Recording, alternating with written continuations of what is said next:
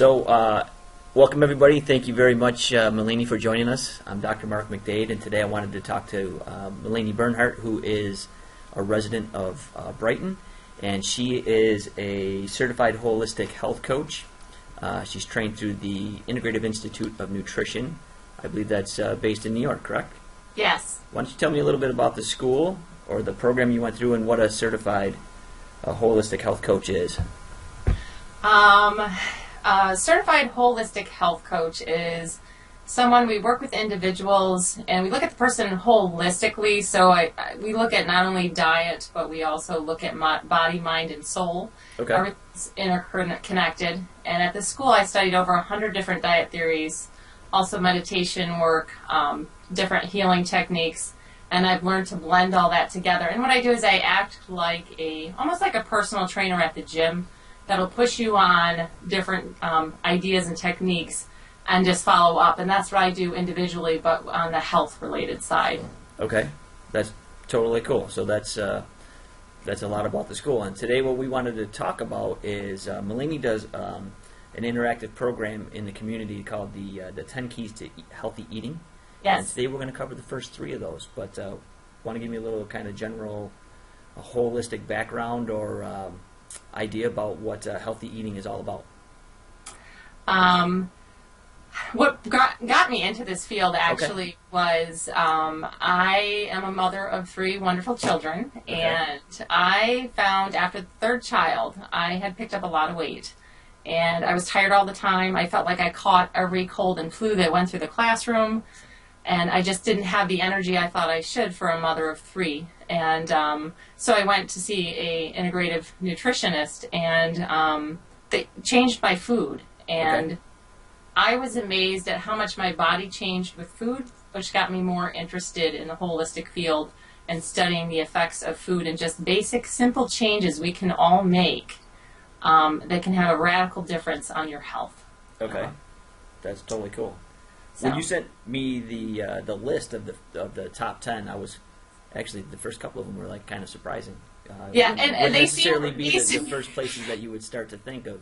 And they seem basic, almost diet, you know? Yeah, almost simple, stupid. I hate to say it that way, but it's things that are easy to follow, but we actually forget. Okay. And our lives are so busy and so chaotic that you don't realize you have forgotten those until somebody reminds you, and then makes you keep track of that for a while. So we'll get into the first one. Do you want me to tell the first one? Yeah, let's talk about the first one, because I found that one, actually the first 3 of them were both, all 3 of them were like, okay.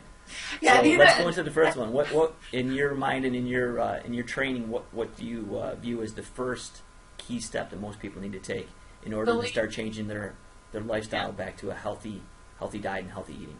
Right. Believe it or not, it is hydration and drinking water. And I know that seems ridiculously simple. We're all told, you're supposed to drink 8 to 10 glasses a day. But the 8 to 10 glasses a day does not mean drink soda, juice, coffee. Actually, none of those actually count. We really need actual water, true hydration. And what happens is most Americans are actually, about 75% of us are walking around dehydrated. And especially if you're a coffee consumer in the morning, you're actually further dehydrating yourself, which means you actually need to be drinking even more water. And the same thing goes for sodas. These both act to dehydrate you further. So a good rule of thumb is you drink about half your body weight in water. So if you're a 160-pound person, that would be 80 ounces of water or 10 cups a day. So that just shows you, if you're a larger person, you need to be consuming more water. Okay. And again, this is all based on activity level. If it's hot or if you're outside a lot, you're going to be drinking even more water. But sometimes the simplest thing is just tracking your water. And I've had clients that said that's actually made the most change, is just staying hydrated enough. It affects all the connections in your brain. Your body is 70% water. And when you're dehydrated, your brain actually stops making some of the connections because it's not really hydrated enough. Okay.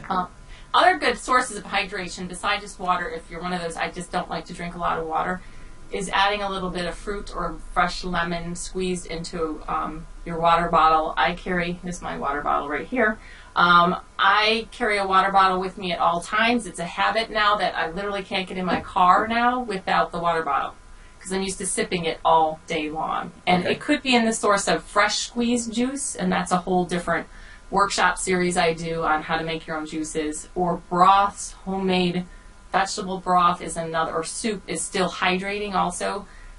And there's a whole reason why we get into that, but those are other sources of hydration. And just for fun, there are apps you can put on your phone and track your water for a day. And I tell people to do that for a week just to see where you really are with water, because you will be surprised.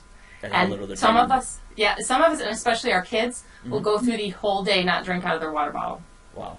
And it affects your digestion, your bowels, everything. You really need that water. Yeah, that's what I was going to ask, if there's any ways that people, like, I guess, common, like, symptoms of dehydration, besides, like, dry lips and stuff like that, you know what I mean? Memory, forgetfulness. Okay. Dry skin, dry eyes, kind of dehydrated. Sore muscles, achiness. Okay. A lot of achiness, especially if you're exercising. You really got to consume that water right after class. Okay. Cool. So those are some. Yeah, and the skin, your skin actually gets a little more saggy and loose. You really need to stay hydrated. Drink that water. All right, so if you want soft, supple skin, you got soft, supple skin. You need that nice water. Cool. So that is a great tip, and I've heard that from so many different places. You know, even when you're feeling hungry, to take a drink of water. Some people say warm water. Some people just say water. Just to see if the actual feeling that you're feeling is hunger, or if you are craving or needing some water. Correct, and that's why I coach a lot of my clients. Before you consume that food that you think you need, have your water first. Okay. A lot of times it's your body talking to you that it's actually thirsty. All right, cool. So what's the second step? Because that first one, I mean, that's it sounds super simple, and it does. It doesn't have anything to do with food yet, and that's. Neither does number two, actually. Great, easy start, though. Yeah, and number two doesn't really have a lot to do with food either. It is sleep. Okay. And what is happening in this society today, especially with all the technology and everything at our fingertips, we tend to stay up longer than we need to because we're hooked into whatever podcast we're watching. I'm guilty of that myself. Cramming in emails at the last, so we're really high on the technology, so we're really stimulating our brain right before we go to bed. Okay. So there's a whole series of things we can do that I won't get into right now of what to do to really relax yourself before you go to bed. You do want to aim for that 7 to 8 hours. Some people naturally do function on a little less, and that's kind of work getting used to. Once you become more aware of your body, you'll really find out what your adequate sleep is. Okay. But what a lot of people don't realize is your appetite increases 25% when you're hungry. And it's a lot of that late night snacking is just your body really wanting to go to bed. Okay. And we are just, subconsciously we start snacking and it keeps us up. Okay. And I'm guilty of that sometimes too. I think I may be guilty of that myself. Yeah, and you start snacking, and it keeps you up. Mm-hmm. So it's a vicious cycle, and you just got to really start to pay attention to it. And sometimes even in the afternoon, if you need that nap, you take the nap instead of reaching for that extra food. Okay, great. That's, again, a great suggestion. So just doing some research and looking at things as well on my own with sleep, is there any recommendations from your background on, like, ideal times when it's best to try to go to sleep? Well, if in a perfect world, we want to go to bed when the sun goes down and get up when the sun gets up. It's a natural, it helps our circadian rhythms when we are naturally going to sleep. You really want to have that dark, quiet environment. Even the lights from your alarm clocks, you want to dim those and not have those on. That actually still stimulates the brain. Okay. It's in your room. Ideally, no television, no computers. It really needs to be a relaxing environment. Okay. For sleep. All right, so that is the ideal world, because that is the ideal world. It would be quite difficult. Getting into now with longer days, but we'll see with that. All right. So why don't you fill me in and move into then the third key from your background on changing on the 10 top keys to healthy eating. What's the third key? Number 3, this is where we start to get into a little bit of food here, like, yay. Okay. It's actually don't diet. And Okay. the reason that why, look at the word diet, the first 3 letters spell die, Okay. D-I-E. So it's not a good term. The other thing, it sets you up for a bad relationship with food. It's constant battle. Your focus is on all the things you shouldn't be eating. You start to this negative self-talk. You beat yourself up. I'm not supposed to have that.